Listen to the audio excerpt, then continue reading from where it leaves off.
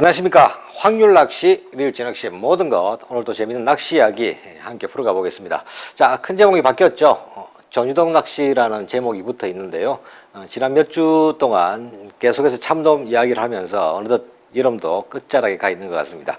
자, 전유동 낚시라는 제목이 딱 뜨니까 한 두 가지로 크게 나눠볼 수가 있겠습니다. 어떤 분들은 야, 이제 골치 아픈 낚시다. 아우, 재미없겠어 하시는 분이 계시는가 하면 야, 정말 재밌는 낚시 이야기가 시작되는구나 하는 분도 계실 텐데요. 골치 아프다고 생각하시는 분들까지도 아주 재밌는 낚시가 될 수 있도록 흥미있게 한번 풀어가 보도록 하겠습니다.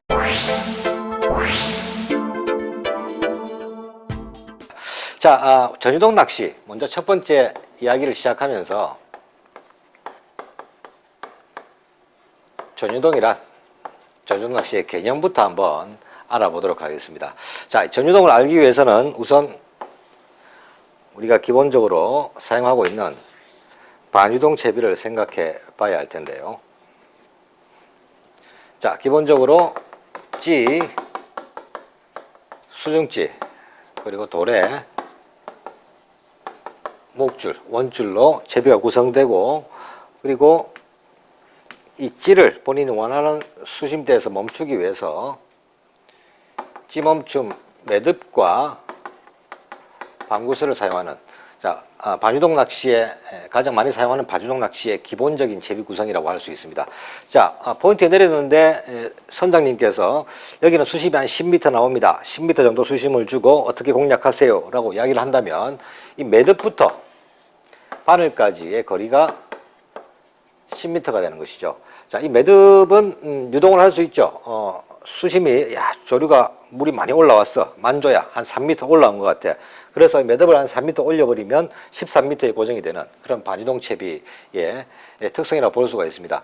자, 여기서 반유동에서 이제 전유동으로 어떻게 보면 반대되는 개념인데요.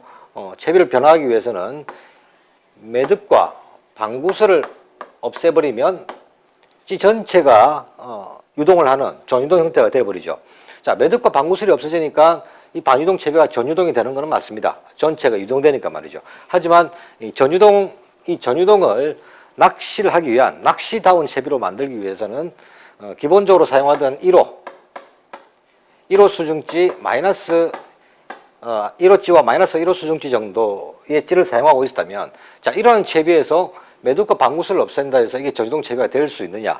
물론 채비 자체는 전유동 형태를 하고 있습니다만 낚시에서는, 실제 낚시에서는 참 사용하기 어려운, 던지자마자 바닥에 바로 닿아서 미끌림이 생겨버리는 그런 채비가 되겠죠. 자, 따라서 낚시에서 전유동 채비란 영호찌를 기준으로 시작한다. 영호찌를 기준으로 시작하는 저물액의 낚시라는 것을 기본으로 깔고 갑니다. 자, 다시 말해서 전유동 낚시를 하는 이유는 채비가 수면에 닿는 순간부터 바닥층까지 천천히 밑밥과의 동조를 이루면서 전체층, 수면부터 바닥까지의 전체층을 탐색해 나가는 그런 채비로 볼 수 있죠. 따라서 1호찌 혹은 1.5호찌, 0.8호찌처럼 무거운 채비 세팅으로는 올바른 전유동 낚시를 하기 어렵다. 그래서 그 기준을 0호찌를 기준으로 저점차 채비가 높아지면서 채비를 구성할 수도 있을 것이고, 또 오히려 0호찌보다 더 낮은 2제로찌를 사용할 수도 있는 것이 전유동 낚시의 시작이라고 볼 수가 있습니다. 자, 여기에서 수면부터 바닥까지 전체층을 서서히 공략한다고 했는데요. 그러다 보니까 전체라는 말이 들어가니까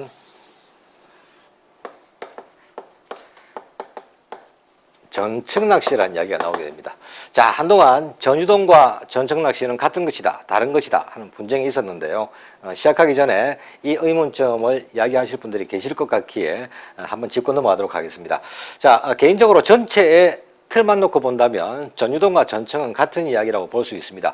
전층 낚시가 추구하는 채비가 수면에 닿는 순간부터 전체 층을 공략해가면서 입질 확률을 높인다. 전유동 역시 큰 틀에서 보면 같은 맥락을 하고 있는 것이 사실이죠. 따라서 제가 생각하는 전유동과 전층 낚시는 전체 틀에서 전유동이라고 한다면 이 전층 낚시는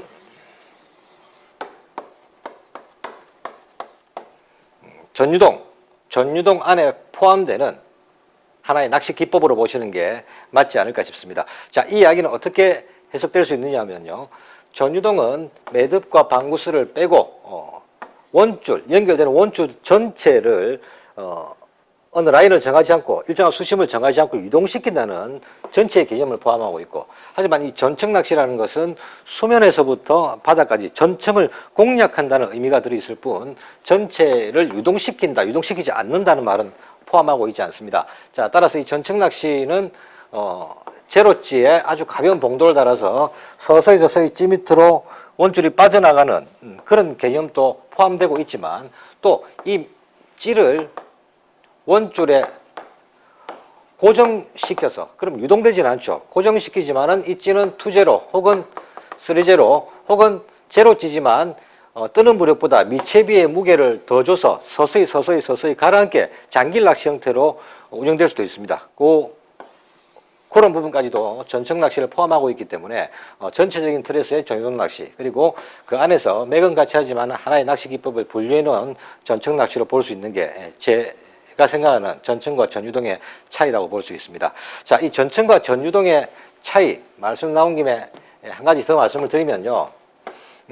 사실 이 전유동과 전청에 대한 설명이라는 것은 전유동, 전청 모두 일본에서부터 그 낚시 기법들이 전파되어 들어오면서 일본의 T사에서 여러 가지 기법으로 소개했던 이 전유동이라는 상표 등록까지 한 걸로 알고 있는데요. 그리고 또 한 군데 회사가 있죠. 일본의 K사에서 전청이라는 상표 등록을 통해서 본 자사의 제품들을 어떻게 활용하는가에 따라서 그 기법들이 전해지면서 전청과 전유동이 갈라지게 됐습니다. 따라서 이 전청을 이야기했던 회사에서는 제가 좀 전에 말씀드린 채비의 유동과 상관없이 수면부터 바닥까지 전체를 내려가는, 서서히 공략해 나가는 그 과정을 전청이라고 이야기를 했고, 전유동 낚시는 또 T사에서 매듭과 방구스를 없애고 가벼운 채비로서 천천히 전청을 전체 수임청을 공략해 나가는 방법을 이야기를 했던 것이죠. 따라서 저는 전체 큰 개념에서는 전유동과 전청이 다 포함되는 포괄적인 의미가 있는 것이고, 그 안에서 유동되지 않는 전유동이라고 되어 있는데요. 유동되지 않고도 공략할 수 있는 채비를 구성할 때는 전청 낚시의 표현이 맞지 않는가 하는 생각으로 설명을 드렸습니다. 자, 포함해서 지금부터 이어지는 이야기는 전유동이라는 이름으로 이야기를 이어가 보도록 하겠습니다.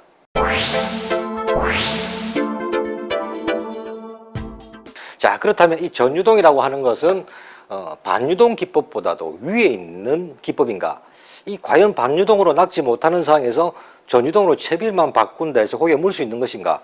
내가 볼 때는 뭐 고수들만 사용하는 그런 기법 같은데, 실력이 돼야만 사용하고 이 전유동을 사용하게 되면 무조건 확률이 높아지는 것인가? 저한테 그런 질문을 한다면 일단 대답은 NO라고 말씀을 드리겠습니다. 전유동 낚시, 반유동 낚시 모두 어떤 상황에 어떻게 적절하게 사용하는가에 따라서 확률을 높일 수 있느냐 하는 것인데요. 자, 그렇다면 두 번째, 전유동의 활용이라는 제목으로 크게 세 가지로 그 활용 범위를 알아보도록 하겠습니다. 첫 번째는 가까운 곳에서 먼 곳, 점차적으로 깊은 수심대, 깊어지는 수심대. 자, 8m, 6m, 조금 더 나가니까 8m, 조금 더 나가니까 12m, 점차적으로 깊어지는 수심대에서는 반유동 낚시는 어느 한 지점밖에 수심대를 맞출 수가 없죠. 하지만 이 전유동 낚시를 잘 활용함으로써 6m, 8m, 10m, 12m 깊어지는 수심대에서 효과적으로 중하층을 공략할 수 있는 이점을 가질 수 있는 겁니다. 자, 두 번째로 수면에서 바닥까지의 공략 어종. 자, 채비가 수면에 닿자마자 천천히 내려가면서 수면부터 바닥까지, 바닥층까지 전체가 공략 대상이 되는, 공략 범위가 되는 그런 대상 어종을 만날 때, 예를 들면 뱅유동 같은 어종이 되겠죠. 이럴 때는 반유동 낚시보다는 전유동 낚시가 활용 가치가 훨씬 높아지는 것입니다. 자, 마지막 세 번째, 밑밥과의 직접 동조가 필요한 어종. 자, 이 역시 뱅에돔에 해당된다고 볼 수 있는데요. 밑밥에 내려가는 속도와 밑밥 이 덩어리 속에서 같이 동조돼서 내려가야 되는 어종, 그런 낚시를 해야 될 경우 전유도 낚시의 활용 가치는 더욱 높아진다고 볼 수 있습니다. 자, 우선 크게 세 가지 이야기를 했는데요. 직접 동조, 간접 동조 어떤 것인지 포함해서 다음 시간 이 세 가지 이야기가 어떻게 풀어져 나가는지 함께 해 주시기 바랍니다. 자, 재밌는 전유동 낚시 이야기가 시작됐는데요. 가을을 앞두고 여러분들 낚시의 확률을 많이 높일 수 있는 이야기가 분명할 것입니다. 전 다음 시간에 나머지 이야기들 이어가 보도록 하겠습니다.